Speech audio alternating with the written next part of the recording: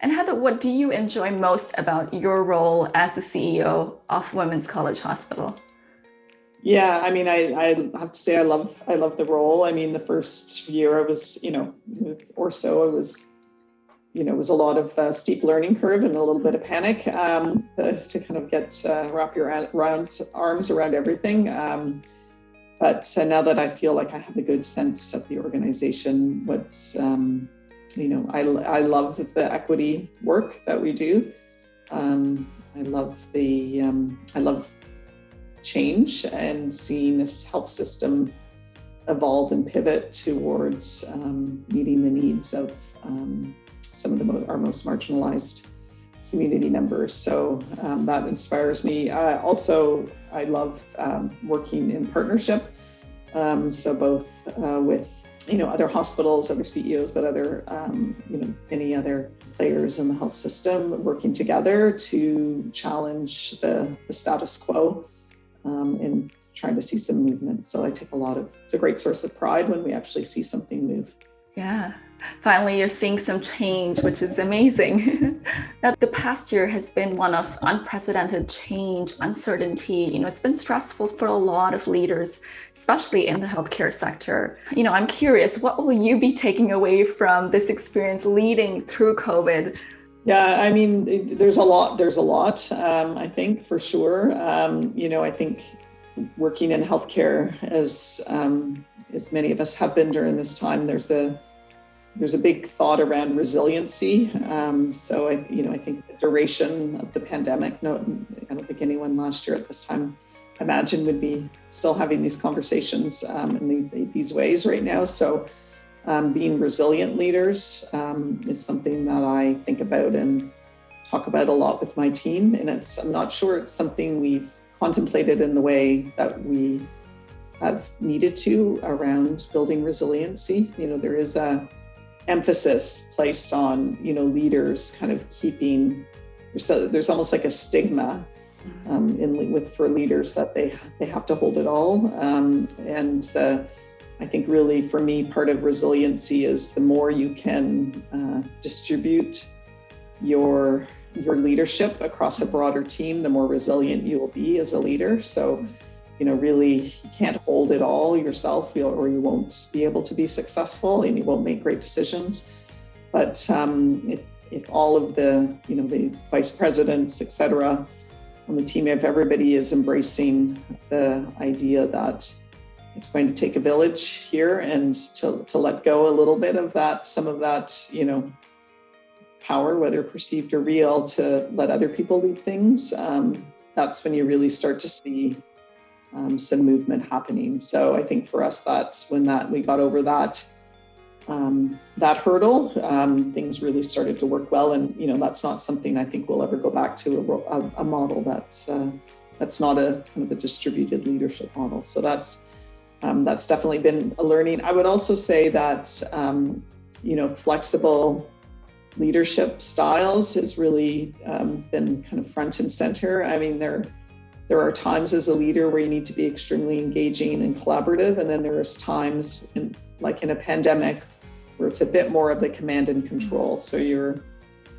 have to make decisions very fast.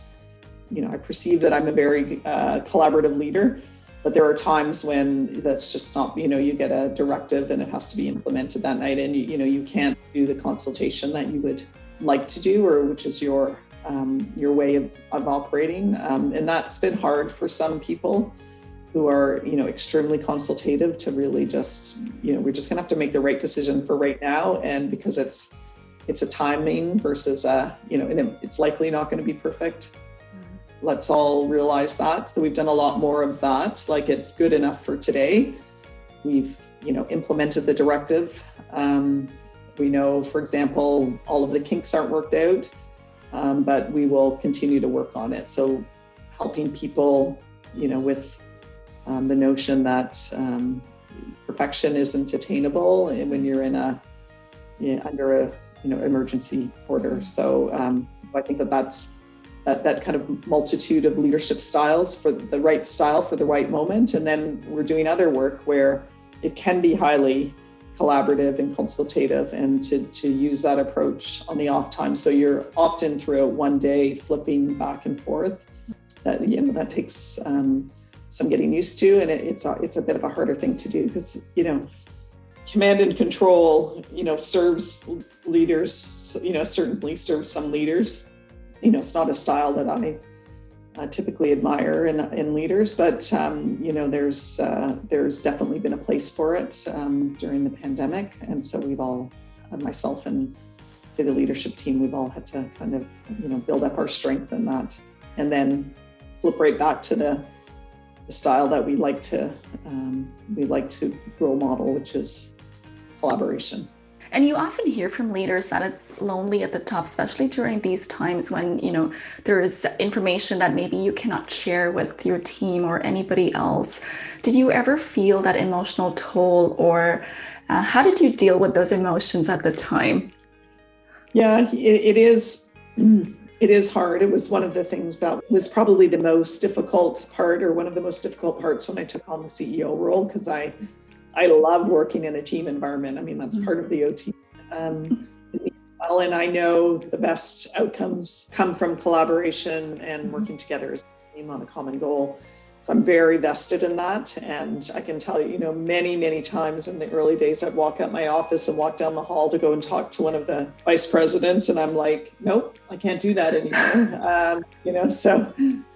I also was a vice president in the same organization. So I transitioned within the same organization, which has its pros and cons, of course. I know the organization, which was a pro, but people see me as their colleague. Yeah, anyway, so there's a little bit of work there. So yeah, but I did, I had a good network before, and so I really worked on in my early days on building my network with other CEO colleagues who I can pick up the phone and say, hey, this is what's going on, what do you think, or I've hit the wall on this, I just don't know what to do next, what do you think, or this seems like it's going to turn political, should I, how would you suggest I react to this, have you done this before, have you had this experience? So anyway, so you build up a different network. You can't build that network until you're actually in the role, because it has to be kind of CEO to CEO. But that's been a great of great value to me. And then you also had your coach working with you at that time to support you. Absolutely, I can tell my coach anything, which is great. I work through things. What's amazing to me always with coaching is they don't need to understand the details or the nuances, but that at the end of the session, you're at the other end by asking questions and guiding. You get to a better outcome. What advice do you have for aspiring leaders who are looking to one day be in your shoes, Heather? People will be successful if they're doing work that they love. Move your career and your opportunities around the areas that you really love.